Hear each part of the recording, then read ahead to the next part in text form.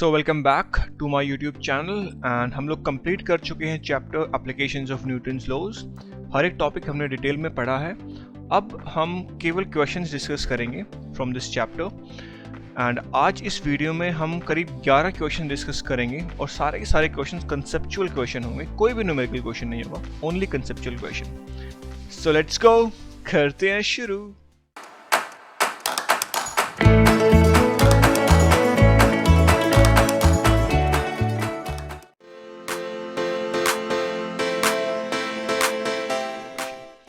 And पहला question है ये, a cloth line always sags a little even if nothing hangs from it, explain. So ये हमें explain. अब देखो क्लॉथ लाइन क्या होता है, जिसपे हम कपड़े सुखाते हैं ना, उसको अंग्रेजी में बोलते हैं क्लॉथ लाइन। जैसे यहाँ पे आप देख सकते हो, इसको बोलते हैं क्लॉथ लाइन, इस पे सुखाते हैं हम कपड़े। अच्छा, अब इसके ऊपर कुछ भी हमने कपड़े या कुछ भी नहीं सुखा रखा है, उसके बाद भी ये थोड़ा सैग कर रही है, थोड़ी सी लटकी हुई, थोड़ा ऐसा कर्व है, आप देख रहे हो, थोड़ा हल्का सा ऐसा कर्व है। ये क्यों है, ये हमें बताना है। अब देखिए, क्लॉथ लाइन का कुछ ना कुछ तो मास होगा, फाइनाइट मास तो उसका होगा, जिसके कारण जो ग्रेविटी है उसको पुल करेगी नीचे की तरफ, एंड जिसके कारण ये सैग कर जाती है। और इसकी वजह से इसमें टेंशन फोर्स भी आती है इस डायरेक्शन में, ऐसे टी, इधर टेंशन टी आती है, ऐसे टी। ठीक है, अब ये आती क्यों है, क्योंकि जो ग्रेविटी है उसको नीचे पुल कर रही है और ये स्ट्रेट रहना चाह रही है, जिसकी वजह से टेंशन फोर्स टी आ जाती है। तो मोटा मोटा हम ये कह सकते हैं कि ग्रेविटी के कारण ये जो है नीचे सैग कर जाती है। सो वी कैन कंक्लूड कि इसका कुछ फाइनाइट मास होता है क्लॉथ लाइन का, and gravity pulls it down, and that is why ये थोड़ा सैग हो जाती है, मतलब लटक जाती है बेसिकली। तो ये था सॉल्यूशन इस क्वेश्चन का। सो ये है नेक्स्ट क्वेश्चन, और यहाँ पे हमें बोल रहे हैं कि when a traffic accident is investigated, it is common for the length of the skid marks to be measured, and how could this information be used to estimate the initial speed of the vehicle? तो basically ये कह रहे हैं कि अगर हम किसी traffic accident को इन्वेस्टिगेट कर रहे हैं, तो हम लोग क्या करते हैं, जो स्किड जो हुई है गाड़ी, उसके लेंथ मेजर कर लेते हैं, और हमें ये बताना है कि अगर हम उस लेंथ को मेजर कर लें तो कैसे हम एस्टिमेट कर पाएंगे कि इनिशियल स्पीड व्हीकल की क्या रही होगी। तो ये है क्वेश्चन। जैसे यहाँ पे हमें दिख रहा है कि एक कार यहाँ से स्किड करना चालू हुई और यहाँ पे जाके रुकी, यहाँ पे जाके रुकी, और हमें ये बताना है कि अगर हम इस लेंथ को मेजर कर लें कि कितना ये कार स्किड हुई, अगर ये चीज़ हमें पता हो तो हम ये कैसे बता पाएंगे कि गाड़ी की इनिशियल स्पीड क्या रही होगी। देखिए, ये जो क्वेश्चन है न्यूमेरिकल तो है नहीं, लेकिन फिर भी मैं आपको एक मोटा मोटा ओवरव्यू दे देता हूँ कि इस लेंथ को पता करने के बाद हम कैसे निकाल पाएंगे कि उसकी इनिशियल स्पीड क्या रही होगी। देखो, जब कार यहाँ पे रही होगी, उसने ब्रेकिंग स्टार्ट की होगी, एंड ब्रेक उसने इतना तगड़े लगा दिए कि वो स्किड करने लगी गाड़ी। अच्छा, जब गाड़ी स्किड कर रही होगी तो इस पे कौन सा फ्रिक्शन एक्ट कर रहा होगा, काइनेटिक या स्टैटिक, कौन सा, काइनेटिक एक्ट करेगा। और वही काइनेटिक किसके इक्वल होगा, अगर जो नेट फोर्स होती है from the Newton's second law of motion, हम कह सकते हैं कि जो net force is acting on the body, ये किसके बराबर होती है, मास टाइम्स एक्सेलरेशन के। और इस केस में गाड़ी डी एक्सेलरेट कर रही है। ठीक है, अगर हमें म्यू के की वैल्यू पता हो, एन तो हमें पता है ये नॉर्मल फोर्स जो इस पे लग रहा है, तो अगर हमें ये म्यू के की वैल्यू पता है तो इसको मैं लिख सकता हूँ म्यू के टाइम्स एन, ये किसका हो जाएगा, मास टाइम्स एक्सेलरेशन। तो यहाँ से हम एक्सेलरेशन निकाल सकते हैं, और एक बार हमने एक्सेलरेशन निकाल ली तो by using the kinematic equations, ये वाला equation v square minus u square is equals to 2as, s क्या होता है, ये लेंथ, तो ये हमें पता है। एक्सेलरेशन हमने यहाँ से निकाल ली, और ये तो इनिशियल वेलोसिटी हमें कितनी रही होगी, पता चल जाएगा, फाइनल वेलोसिटी तो जीरो हो जाएगी। तो यहाँ से हम कुछ इस इक्वेशंस का यूज़ करके हम इनिशियल वेलोसिटी एस्टिमेट कर सकते हैं। तो बेसिकली हम कह सकते हैं कि जो इनिशियल वेलोसिटी है, it is a function of the skid length जो कि l है, और ये म्यू के, the coefficient of kinetic friction. तो अगर ये दो चीज़ें हमें पता है तो ईजिली हम इनिशियल स्पीड रही होगी कार की, this is the initial speed, वो हम निकाल सकते हैं। ये है नेक्स्ट क्वेश्चन। यहाँ पे कह रहे हैं, a train typically requires a much greater distance to come to rest for a given initial speed than does a car. मतलब ये कह रहे हैं कि ट्रेन और कार अगर सेम स्पीड पे चल रही हो तो जो ट्रेन है वो ज़्यादा डिस्टेंस कवर करेगी रुकने के लिए, बजाय कि जो कार है ये कम ही डिस्टेंस में रुक जाएगी। हमें एक्सप्लेन करना है क्यों, ऐसा क्यों होता है। देखिए, अगर हम मोमेंटम की बात करें तो ट्रेन का मोमेंटम नो डाउट ज़्यादा होगा, तो इसको ज़्यादा डिस्टेंस कवर करना पड़ेगा रुकने के लिए। बट अभी तक मैंने आपको मोमेंटम जो कॉन्सेप्ट है वो इंट्रोड्यूस नहीं किया है, तो मैं उस पर्सपेक्टिव से आपको इसका सोल्यूशन नहीं दूंगा। मैं अभी हमने फ्रिक्शन पढ़ा है, तो फ्रिक्शन के अकॉर्डिंग ही मैं इसका सोल्यूशन देना चाहूँगा। तो देखिए, अगर मैं ट्रेन की बात करूँ तो यहाँ पे जो कॉन्टैक्ट है वो मेटल टू मेटल कॉन्टैक्ट है। एंड हमें पता है कि अगर कंपेयर करें इस सरफेस को, metal to metal surface and rubber to the road, यहाँ पे जो म्यू की जो वैल्यू होती है कंपेयर टू दिस वो कम होती है, मतलब ये ज़्यादा स्मूथ सरफेस है और ये जो सरफेस है थोड़ा रफ सरफेस है। सो हम कह सकते हैं कि यहाँ पे जो फ्रिक्शन की जो जो वैल्यू होगी वो ज़्यादा होगी, friction will be more here, और यहाँ पे जो फ्रिक्शन होगा वो कम होगा, क्योंकि जो जो सरफेस है वो स्मूथ है। इसीलिए ये कम डिस्टेंस पे रुक जाएगी और इसको ज़्यादा डिस्टेंस कवर करना पड़ेगा रुकने के लिए। तो ये है reason from the friction point of view. So इस क्वेश्चन में हमें कह रहे हैं कि एक पर्सन है, he is going from his local farm, और उसने अपने पीछे वाली सीट पे स्ट्रॉबेरीज रखी हुई हैं। अब जैसे ही वो रोड पे जा रहा है तो ब्रेक लगाता है। जब ब्रेक लगा रहा है तो इनिशियली जो स्ट्रॉबेरी है वो वहीं अपनी जगह ही रहती है, वो स्लाइड नहीं करती है। बट जब वो ज़्यादा तेज़ी से ब्रेक लगाता है तो it begin to slide, strawberry है वो अपनी सीट से स्लाइड करने लग जाती है। हमें एक्सप्लेन करना है ऐसा क्यों हो रहा है। देखो, सिंपल सा लॉजिक है, फ्रिक्शन इसके पीछे रीजन है। अगर मैं इसको स्ट्रॉबेरी का एक बॉक्स मान लूँ और यहाँ पे ये सीट है जिस पे ये रखा हुआ है। अब इनिशियली जब आप ब्रेक लगाते हो तो क्योंकि गाड़ी के अंदर है तो इसके ऊपर भी फोर्स लगेगी इस तरफ, इस डायरेक्शन में, ठीक है, ओके। बट क्योंकि फ्रिक्शन है स्ट्रॉबेरी और इस सीट के बीच में, तो फ्रिक्शन इसको अपोज करेगा, करेक्ट। तो इनिशियली जो फ्रिक्शन लगेगा वो कौन सा फ्रिक्शन होगा, स्टैटिक फ्रिक्शन होगा।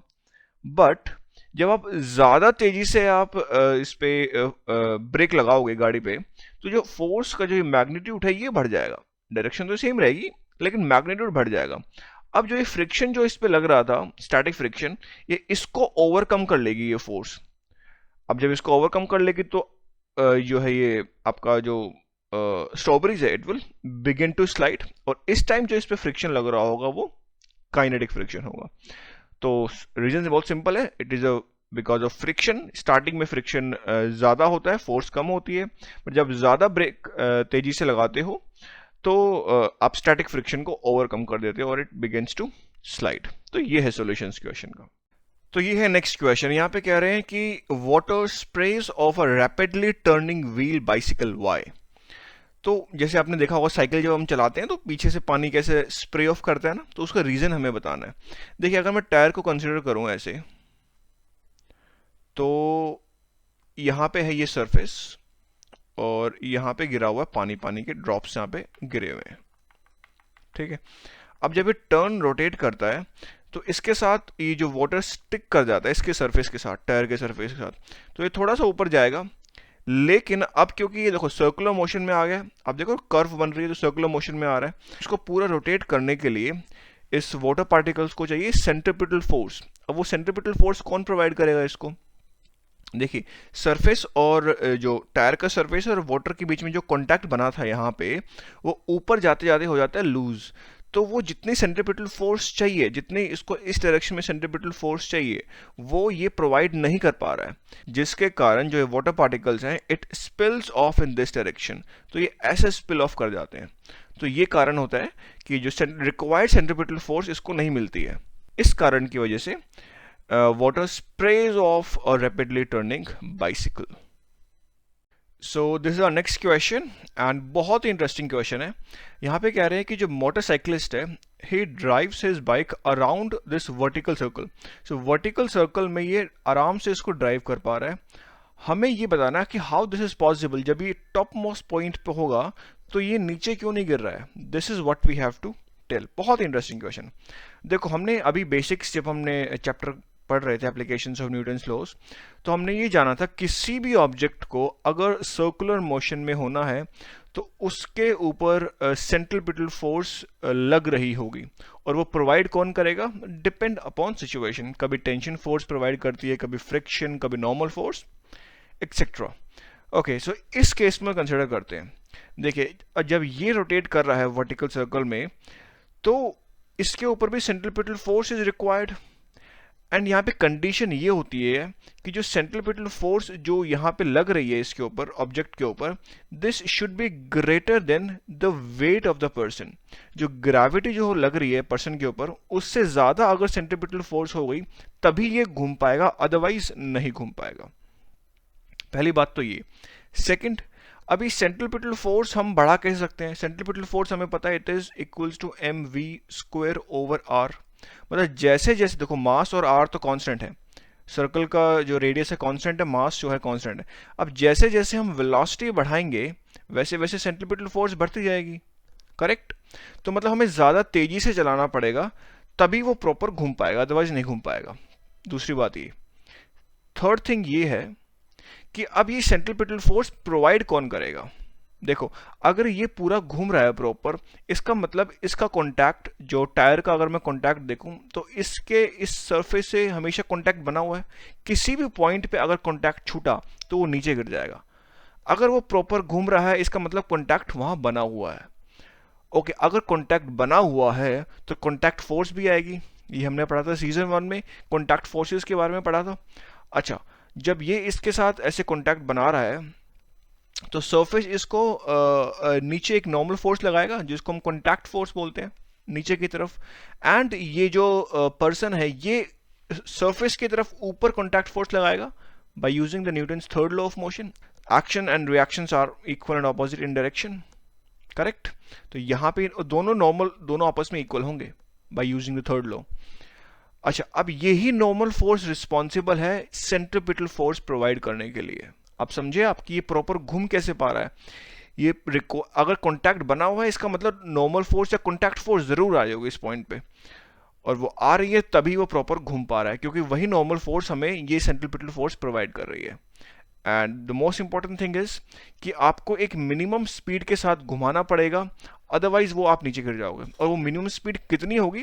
जब हम न्यूमेरिकल्स सॉल्व करेंगे ना तो हम एक एक्सप्रेशन निकालेंगे इस मिनिमम स्पीड कितनी होगी, तो तब हम वहाँ पे भी मैं इसको वापस मैं इसी एग्जांपल को लूँगा जब हम वो न्यूमेरिकल सॉल्व करेंगे। सो अभी मेरे हिसाब से आपको ये पूरा क्लियर हो गया होगा कि ये बॉडी रोटेट क्यों कर पा रही है। सो ये है नेक्स्ट क्वेश्चन, एंड यहाँ पे हमें कह रहे हैं कि a popular carnival ride has passengers stand with their backs against the inside wall of a cylinder. मतलब आप देख रहे हो ये सिलेंडर है बेसिकली, और यहाँ पे पैसेंजर्स खड़े हुए हैं एंड ये सिलेंडर घूमने लग जाता है। अब पैसेंजर को ऐसा फील होता है कि उनको एक पुश लग रहा है। अब हमें ये बताना है कि ये सब हो क्यों रहा है, पुश उनको ऐसा फीलिंग क्यों आ रही है। देखो, कॉन्सेप्ट वही है, सर्कुलर मोशन का कॉन्सेप्ट है जो हम पीछे पढ़ के आए हैं, पिछले क्वेश्चन में भी हमने देखा था। जब भी कोई ऑब्जेक्ट सर्कुलर मोशन में होता है तो सेंट्रीपिटल फोर्स जरूर लगेगी। तो इस केस में भी सेंट्रीपिटल फोर्स लगेगी हर एक पैसेंजर पे, and it will be radially inwards. अब ये लगाएगा कौन?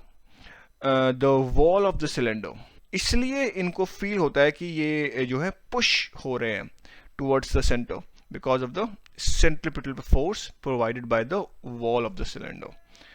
So ये है इस क्वेश्चन का आंसर। सो ये है नेक्स्ट क्वेश्चन, एंड यहाँ पे कह रहे हैं कि आपकी कार जो है it stuck on an icy side street. मतलब जहाँ पे बर्फ गिरी हुई है ना, वहाँ पे आपकी जो कार है स्टक हो गई है, वहाँ पे चल नहीं पा रही है, क्योंकि रीजन क्या है? फ्रिक्शन वहाँ पे कम होता है। अच्छा, तो कुछ लोगों ने क्या किया, कुछ स्टूडेंट्स वहां से जा रहे थे, पास कर रहे थे, और आपकी हेल्प करने के लिए वो खुद ट्रंक के ऊपर बैठ गए। देख रहे हो यहाँ पे ट्रंक के ऊपर बैठ गए। अब इससे आपकी हेल्प कैसे होगी? देखो यहाँ पे क्या हो रहा है, जो फ्रिक्शन है आपके टायर और रोड के बीच में वो कम हो गया, क्योंकि जो स्ट्रीट है वो आइसी है, बर्फ गिरी हुई है वहां पे, तो फ्रिक्शन वहां पे कम हो जाता है। अब अगर फ्रिक्शन कम है तो ये जो टायर है वो प्रॉपर रोटेट नहीं कर पाएंगे। तो अब हमें पता है जो फ्रिक्शन जो होता है it is proportional to the normal force. मतलब अगर नॉर्मल फोर्स की वैल्यू बढ़ती है तो फ्रिक्शन भी बढ़ेगा, और फ्रिक्शन बढ़ेगा तो आपकी कार चल पाएगी। सिंपल सी बात है। अब ये ट्रंक के ऊपर बैठने से ये होता है कि जो नॉर्मल फोर्स है वो बढ़ जाती है between the tyre and the road, जिसके कारण फ्रिक्शन बढ़ जाता है। तो चांसेस हैं कि फ्रिक्शन बढ़ने से आपकी जो कार है वो चलने लग जाए। तो ये है इस क्वेश्चन का रीजन। सो ये है नेक्स्ट क्वेश्चन, एंड यहाँ पे हमें कह रहे हैं कि गेको, जो गेको क्या है, एक बेसिकली आपने घरों में देखा होगा छिपकली, उसी की एक प्रजाति है गेको। सो गेको क्या है, अगर ये वर्टिकल दीवार पे भी है तब ये जो है नीचे नहीं गिर रही होती है, फिर भी वहां पे दीवार पे खड़ी होती है। तो नीचे क्यों नहीं गिरती है ये हमें बताना है from the point of view of friction. तो देखिए, जब भी छिपकली या कोई भी उसकी प्रजाति गेको अगर ये वर्टिकल दीवार पे है, तो देखो फ्रिक्शन अगर आएगा तो उसके ऊपर एक नॉर्मल फोर्स तो जरूर लग रही होगी कि फ्रिक्शन म्यू टाइम्स एन होता है, ये हम पीछे पढ़ के आए हैं, राइट।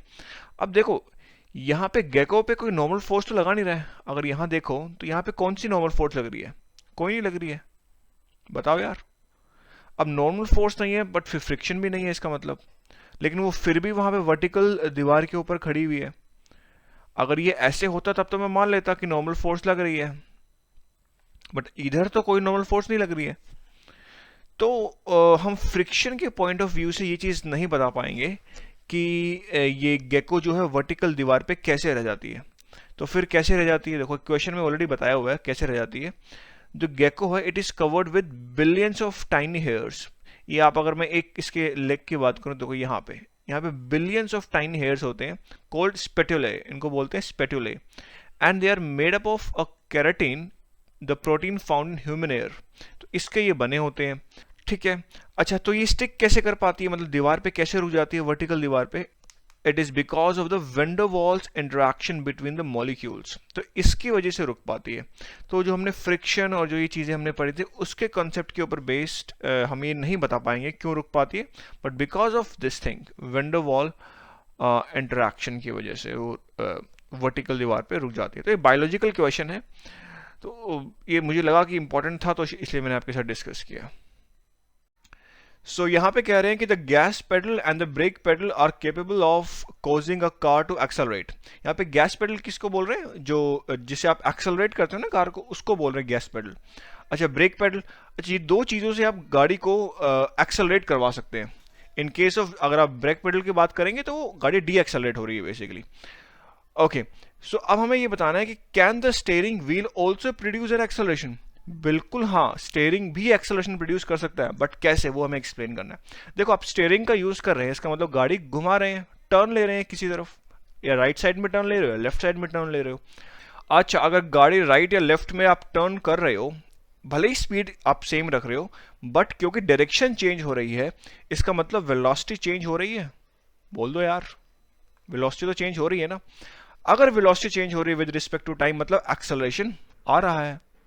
अब उसी एक्सेलरेशन को हम क्या बोलते हैं, सेंट्रिपिटल एक्सेलरेशन, क्योंकि सर्कुलर मोशन में सेंट्रिपिटल एक्सेलरेशन आएगी and that is towards the centre. तो बिल्कुल हाँ, आप स्टीयरिंग व्हील के मदद से भी कार को एक्सेलरेट कर सकते हैं। ये है नेक्स्ट क्वेश्चन, एंड यहाँ पे हमें कह रहे हैं कि when rounding a corner on a bicycle और a motorcycle the driver leans inward towards the centre of the circle why. देखा होगा ये आपने, जब भी कोई साइकिलिस्ट या मोटरसाइकिलिस्ट जब टर्न लेता है तो एक तरफ बेंड हो जाता है, and basically it is towards the centre of the circle.